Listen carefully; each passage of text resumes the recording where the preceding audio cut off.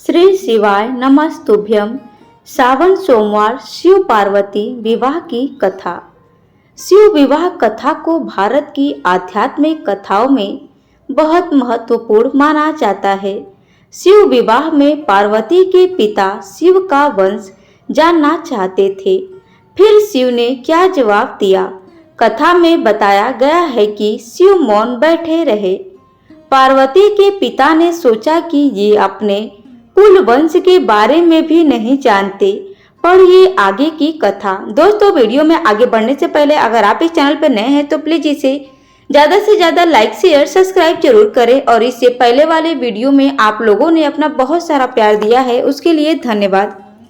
हमें उम्मीद है कि आप लोग इस वीडियो को भी अपना बहुत सारा प्यार देंगे। तो आइए चलते हैं वीडियो में आगे।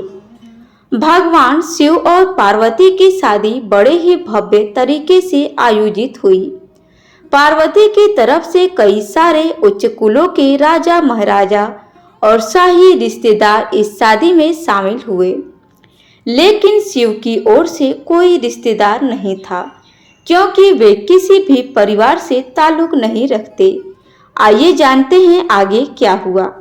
भगवान शिव की शादी में आए हर तरह के प्राणी। जब शिव और पार्वती का विवाह होने वाला था तो एक बड़ी सुंदर घटना हुई। उनकी शादी बहुत ही भव्य पैमाने पर हो रही थी।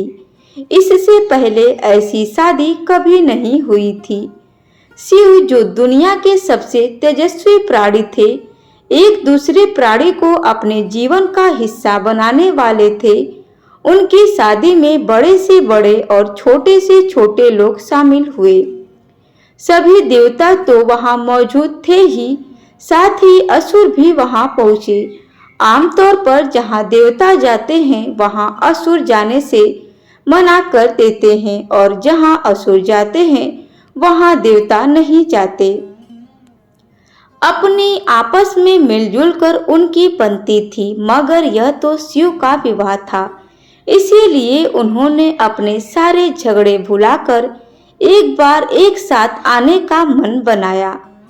शिव पशुपति हैं, मतलब सभी जीवों के देवता भी हैं। जो सारे जानवर, कीड़े मकोड़े और सारे जीव उनकी शादी में उपस्थित हुए, यहाँ तक कि भूत पिशाच और विपक्षी लोग भी उनके विवाह में मेहमान बनकर पहुँचे। यह एक शाही शादी थी, एक राजकुमारी की शादी हो रही थी, इसीलिए विवाह समारोह से पहले एक अहम समारोह होना था। पार्वती शिव और देवी पार्वती की वंशावली के बखान की रस्म। वर वधू दोनों की वंशावली घोषित की जानी थी। एक राजा के लिए उसकी वंशावली सबसे अहम चीज होती है, जो उसके जीवन का गौरव होता है। तो पार्वती की वंशावली का बखान खूब धूमधाम से किया गया। यह कुछ देर तक चलता रहा। आखिरकार जब उन्होंने अपने वंश के गौरव का बखान खत्म किया तो वे उस ओर मुड़े जिधर वर शिव बैठे हुए थे। सभी अतिथि इंतजार करने लगे कि वर की ओर से कोई उठकर शिव के वंश के गौरव के बारे में बोलेगा, मगर किसी ने एक शब्द भी नहीं कहा। वधू का परिवार ताज्जुब करने लगा। क्या उसके खानदान में कोई ऐसा नहीं जो खड़े होकर उसके वंश की महानता के बारे में बता सके? मगर वाकई में कोई नहीं था।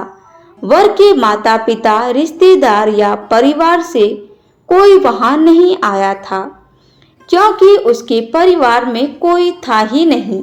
वह सिर्फ अपने साथियों गणों के साथ आए थे, जो विकृत जीवों की तरह दिखते थे। वे इंसानी भाषा तक नहीं बोल पाते थे और अजीब सी बेसुरी आवाजें निकालते थे।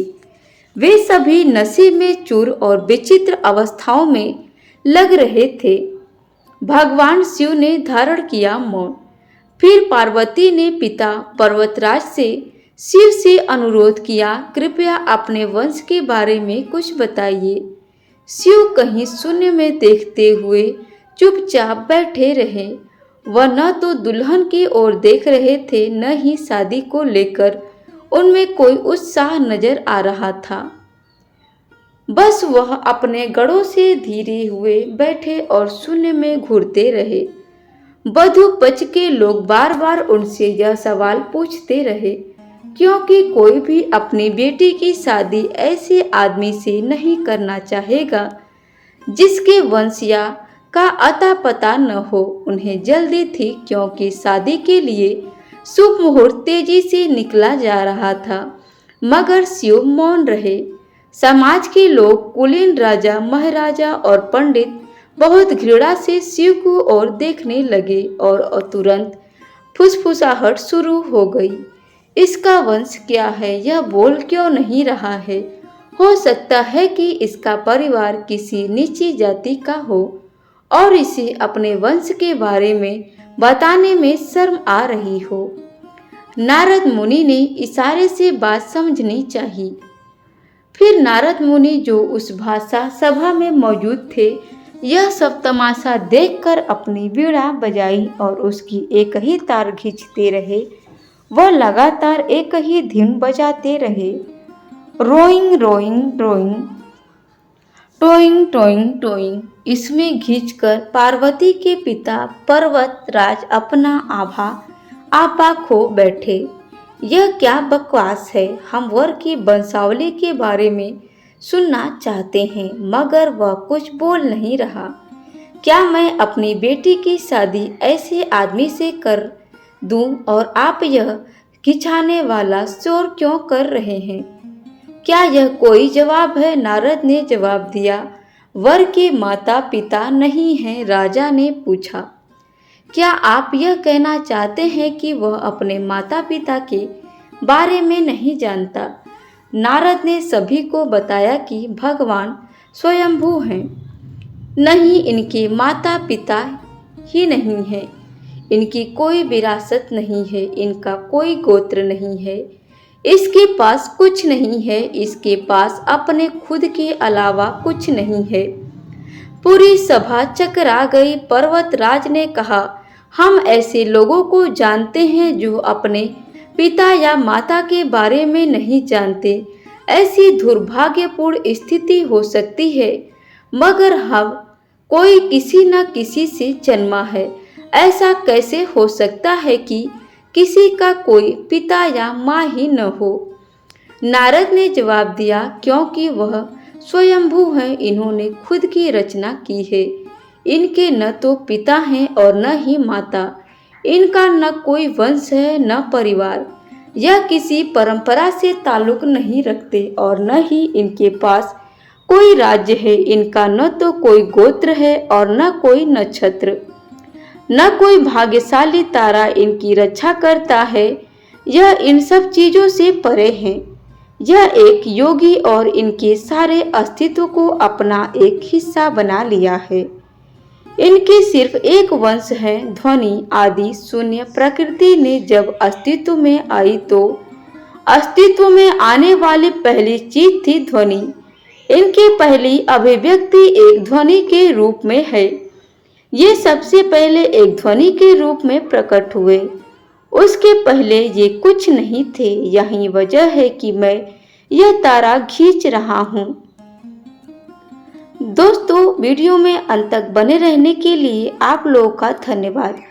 आपको हमारी यह वीडियो कैसी लगी, एक प्यारा सा कमेंट करके जरूर बताएं। वीडियो अच्छी लगी हो तो प्लीज़ इसे लाइक शेयर सब्सक्राइब जरूर करें। Thanks for watching my video. धन्यवाद। राधे राधे।